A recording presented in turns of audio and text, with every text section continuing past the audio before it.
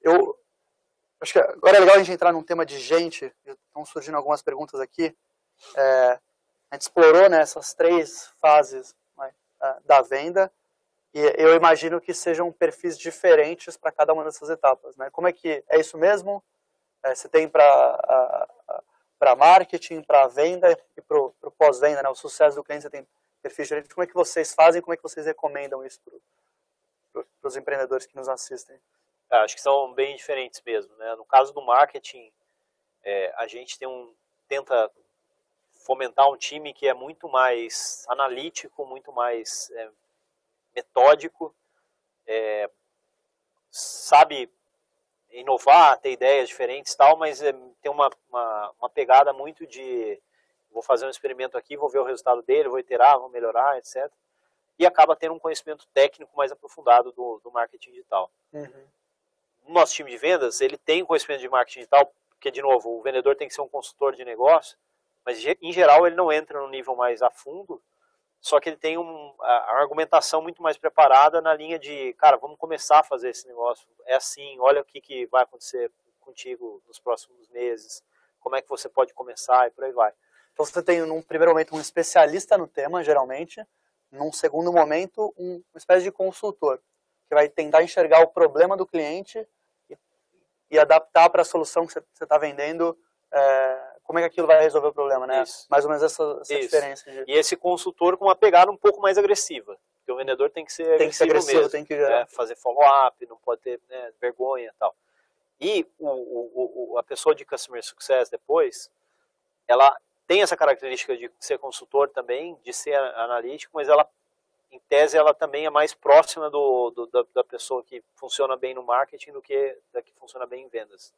Porque ela é mais de acompanhar, de ajudar, de estar próximo, de avaliar oportunidades de melhoria, etc. Então, esse é o perfil que a gente tem.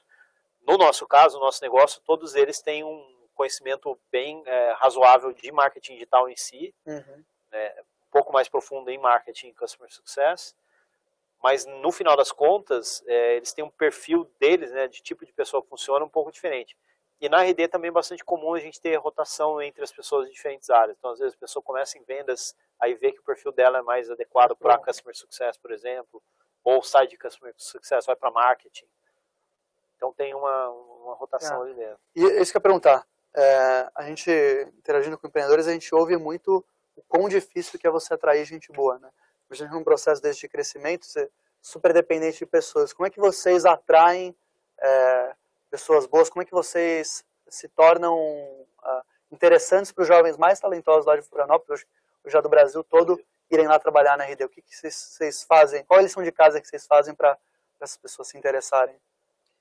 Antes de entrar no que a gente faz especificamente, eu acho que esse é um grande desafio também. Tem até um investidor que escreve muito sobre SaaS, que é o David Scott, que ele falou que hoje a terceira grande disciplina que uma empresa tem que aprender a fazer é criar uma máquina de contratação e desenvolvimento de talentos. Pessoas. Porque, principalmente se você precisa de gente fazendo essas funções, precisa ter para crescer rápido, tem que ter um processo para trazer, treinar, deixar motivado, fazer as pessoas se desenvolverem. Então a gente abraçou isso e de certa forma a gente usa até meio que as mesmas analogias de funil e Customer Success para pessoas também. Uhum. Então a nossa gestora de RH, ela responde por métricas de funil igual o time de marketing responde. A gente vê fontes de atração de talentos, né, quais têm funcionado melhor, custo de aquisição, tudo isso a gente faz as contas lá. Mas do nosso lado, a fonte que tem funcionado melhor para atrair gente hoje na RD é a indicação das próprias pessoas ali, que tem a ver com o trabalho de Customer Success, no caso de Talent Success. Não tem o risco de formarem umas panelinhas na empresa, que a gente ouve isso muitos empreendedores.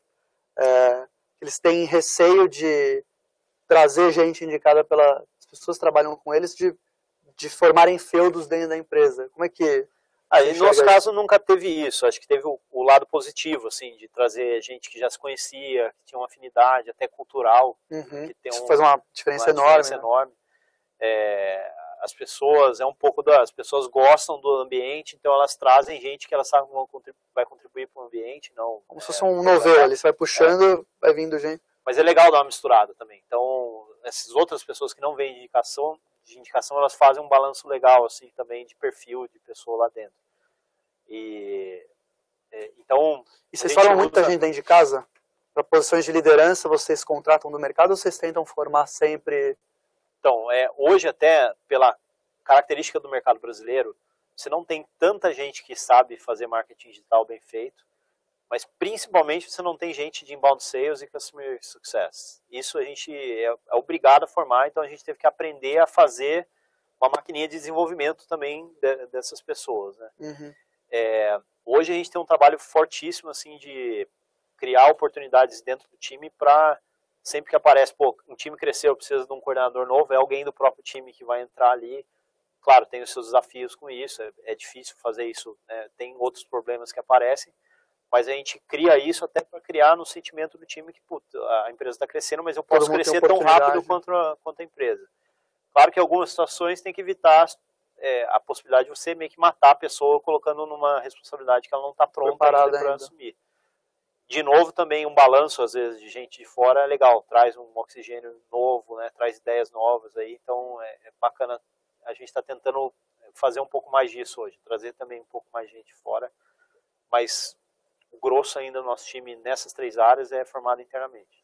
E vocês têm um dilema que eu acho que é muito comum, boa parte dos empreendedores que inovam, né? Vocês estão numa coisa que ninguém sabe direito como é que funciona, é muito novo, vocês são os maiores especialistas, não tem nenhuma universidade que saiba tanto quanto vocês, né? Então, deve ter um trabalho de ter uma RD Academy lá dentro. Como é que funciona esse processo de formação das pessoas nesse tema, treinamento? Como é que vocês preparam as pessoas do time para saberem falar com o cliente, né? Hoje a gente tem um projeto interno de levar para um outro nível essa Academy que você mencionou, inclusive é o nome interno que a gente usa. Internamente, não sei se vai ser esse o nome público do negócio, mas no nosso caso ele tem a ver com a formação das pessoas que trabalham na RD e muitas vezes a formação também dos profissionais, dos clientes e dos parceiros da RD. Então o cliente contrata o software, mas forma o analista dele também precisa ajudar nesse processo, porque o cara não tem alguém para ir no mercado para contratar, então eu preciso ajudar nesse processo. Então a gente está indo numa linha, que até responde um pouco a pergunta do Gustavo, assim, de tenho conteúdo tudo quanto é lado, mas como é que eu tenho conteúdo condensado, que é estruturado, que tem uma sequência lógica, que eu posso, de certa forma, usar isso como curso mesmo, como certificação, para ajudar no processo de treinamento interno e também de formação de profissionais fora do mercado. Então a gente tem uma pegada grande, né, que é uma prioridade agora da RD nos próximos meses, de estruturar melhor essa educação mais formal. Internamente nós temos um monte de coisa que tem funcionado, não está público ali, mas tem um processo de onboarding que nós chamamos, né, que são as primeiras semanas de alguém que acabou de entrar numa dessas áreas aí, treinamentos. Isso faz muita diferença. Muita diferença. É a hora de parar e fazer direito, porque você vai pagar esse preço por muito tempo depois. Quanto tempo você e teus sócios, nas principais lideranças da RD, se dedicam a formar pessoas? Hoje eu acho que é mais da metade do tempo hoje. Essa é uma coisa super interessante, porque, né, é uma coisa que poucos empreendedores acabam fazendo, né? Eu acho que faz total diferença. A maioria dos empreendedores tende a centralizar muito, né? Então a vender, a entregar, e o que a gente vê que as empresas que têm mais sucesso fazem é o contrário, né? Formar pessoas que consigam fazer isso. Vocês são em 5 sócios lá na RD. E os 5 estão super envolvidos em formação de pessoas. Como são funções diferentes, às vezes acabam tendo um pouco mais, um pouco menos, mas falo até por mim, tenho uma natureza um pouco mais centralizadora, sempre fui assim, mas chega uma hora que não dá, você tem que, né, e para escalar você não dá para ter 2 mil clientes, o pessoal liga no seu celular, né? Impossível, né? E essa foi uma preocupação que a gente teve também, de não só de criar esse processo para treinar as pessoas ali, mas como que eu faço isso, cresço rápido sem perder cultura, sem perder os valores que fizeram a gente crescer a empresa. Vocês têm rituais para garantir que essa cultura se perenize? Como é que vocês trabalham lá dentro essa questão? Ainda tem que melhorar bastante nisso, mas a gente tem um Culture Code explícito, é um documento que inclusive vocês podem colocar na internet, Culture Code, resultados digitais, tem um PPT lá com 100 e poucos slides que define a cultura nossa, o que são os valores que a gente acredita. A gente usa isso nas discussões internamente, né? Vira e mexe, tem alguém levantando, pô, nós não estamos sendo lean, não estamos sendo data-driven, que são valores que a gente acredita. E usa isso na avaliação de desempenho também de todo mundo. Então, a cada 6 meses tem uma avaliação de desempenho e uma reunião de feedback entre, né, as próprias pessoas do time. E esses critérios são, os valores são justamente os critérios que a gente usa para avaliar. A gente tenta fazer isso de uma forma recorrente. Com escala é mais difícil, né? Mas acho que tem conseguido fazer legal. E você citou algumas, você citou o Aaron Ross, você citou o blog, desculpa, qual que é o nome? David Scott. David Scott. Você citou agora esse Culture Code, que acho que várias empresas também lá nos Estados Unidos fazem, provavelmente é que surgiu a ideia. Quais são as tuas principais referências? Em quem que você se baseia para ser um melhor empreendedor? Acho que nessa área de tecnologia, SaaS, tem algumas pessoas, SaaS, software como serviço, tem algumas pessoas que são hoje bastante referência aí dentro desse mercado que eu busco me inspirar, e até porque elas vão trazendo case, benchmark, outras referências e vão enriquecendo, também. Né? David Scott é uma, certamente. Thomas Tungus, da Redpoint. Jason Lemkin é outro cara que também fala muito sobre SaaS.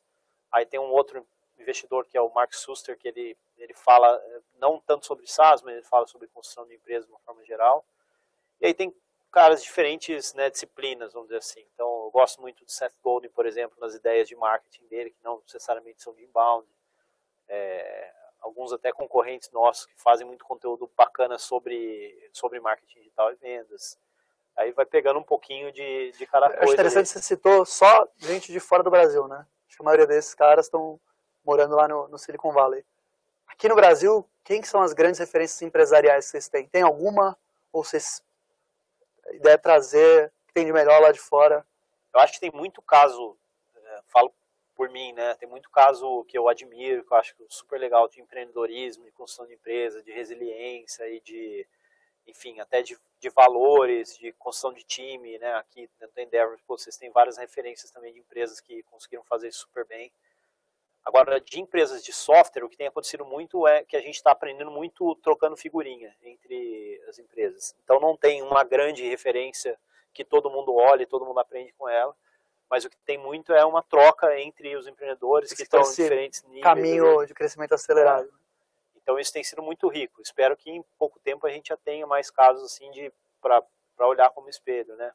Hoje, quando alguém me pergunta sobre isso, eu recomendo justamente olhar para fora, porque é onde são os melhores exemplos.